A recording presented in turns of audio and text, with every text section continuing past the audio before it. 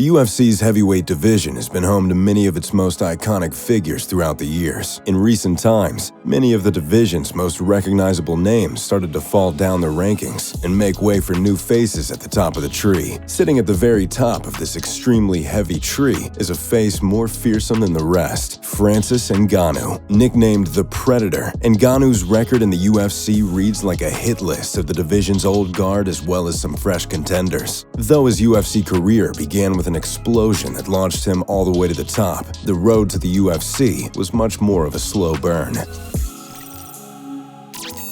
Francis was born and raised in Beatty, Cameroon, a town that's only real distinguishing factor is its production of sand and one devastating UFC heavyweight. Ngannou's father was somewhat of a local celebrity due to his notoriety as a street fighter, though combat didn't come into his son's life until the age of 22. Whereas many fighters' life stories begin with something along the lines of training martial arts at an early age, Ngannou worked at the local sand quarry from the age of 12 due to his family's struggling financial situation. It has been assumed by many that this manual labor from such an early age is what gave Ngannou his frightening power. Either that, or an alien asteroid crashing down are the only two logical explanations. Though his power and size made him instantly recognizable in the MMA, Francis has said in interviews that everyone from his town is that size, and he was, well, if anything, the runt of the group. That's pretty scary to say the least. Ngannou's first brush with combat sports was a short-lived one, as he took up boxing for a year before hanging up the gloves due to an illness.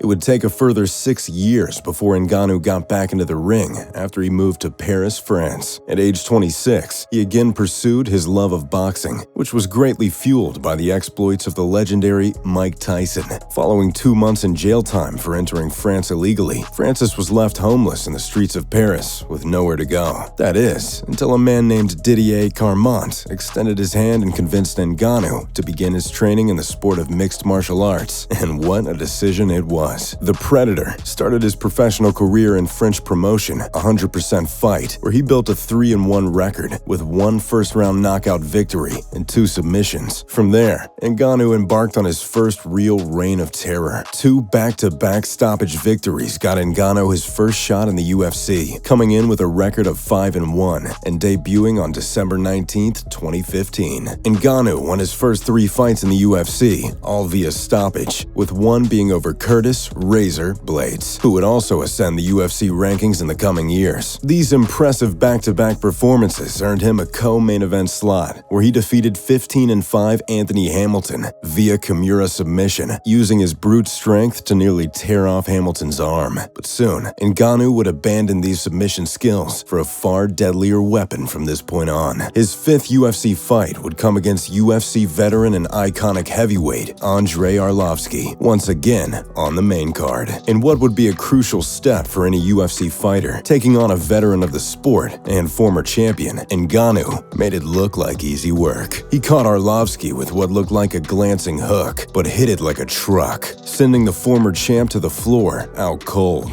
This was most fans' first proper look at the freakish power Francis has become famed for. Even 10 Arlovskis wouldn't have been able to beat him on that night. And then came the moment that would define Ngannou's career, blow the minds of every MMA fan worldwide, and shake the UFC to its core. His performance against MMA icon Alistair Overeem. Overeem had been unsuccessful in his title shot against Stipe Miocic, but followed it up with a highlight reel knee KO of Mark Hunt and a decision win against fellow future Hall of Famer Fabricio Verdum. To say it was Ngannou's biggest test is a massive understatement. This was sink or swim time against one of the division's finest. Ngannou delivered on this huge opportunity in the co-main event of UFC 218 with a Mortal Kombat-style first-round finish of Overeem. Perhaps the single most impressive punch landed in the sport's history, an uppercut that snapped Overeem's neck back, knocking him out cold in almost cartoonish fashion. Ngannou had parted the Red Sea with his stoppage of Overeem, leaving only the champion, Stipe Miocic, left in his way. And let's be honest, who else but Stipe would have answered that phone call? The hype was piled on Ngannou as the most dangerous heavyweight of all time, but it all came crashing down on his ginormous shoulders. Despite landing his massive punches on the champion, Miocic survived survived the onslaught and leaned on his wrestling ability and superior cardio to dominate Ngannou. It was a one-sided fight that exposed the Predator in a big way. Not a massive shock when you consider he had only been training MMA for 5 years at this point. A loss in MMA can be the making or breaking of a fighter in terms of how they learn from their mistakes and come back stronger. For Ngannou, this loss to arguably the greatest heavyweight the UFC has ever seen wouldn't be the end of his run,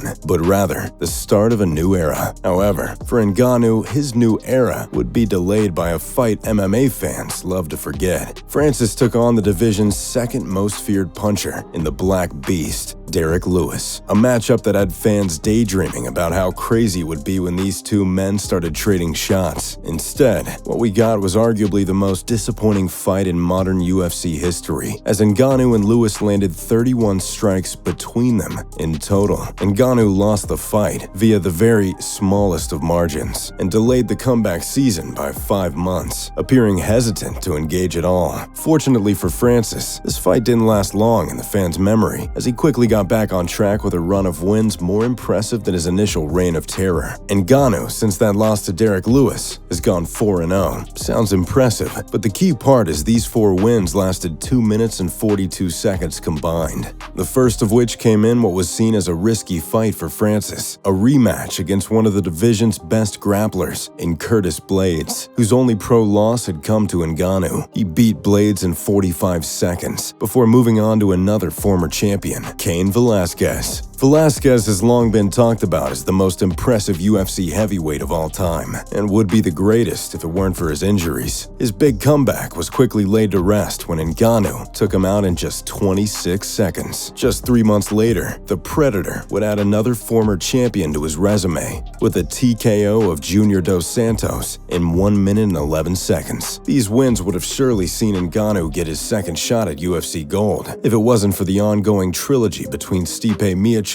and Daniel Cormier. Instead of sitting and waiting for a victor to emerge between these two men, Francis stayed busy and returned on the UFC 249 card, the first big show since the coronavirus pandemic started. Once again, Ngannou shook the MMA world with another devastating display of power when he stopped a rising heavyweight juggernaut, Jairzinho Rozenstruik, in just 20 seconds. The hard truth is, we don't really know if this is Ngannou 2.0 we are seeing, because frankly, no opponent has lasted long enough for us to find out. Unquestionably the most fearsome puncher ever seen in the sport, Ngannou couldn't be more the opposite outside the cage despite his massive physique. Proudly representing Cameroon and France, Ngannou is the definition of the friendly giant stereotype. He even has his own charity, the Francis Ngannou Foundation, set up to aid young people in Cameroon pursue careers in sport. His recent run of 4 consecutive first-round finishes has him in position as the undeniable #1 contender for the heavyweight title as his UFC reign of terror continues on.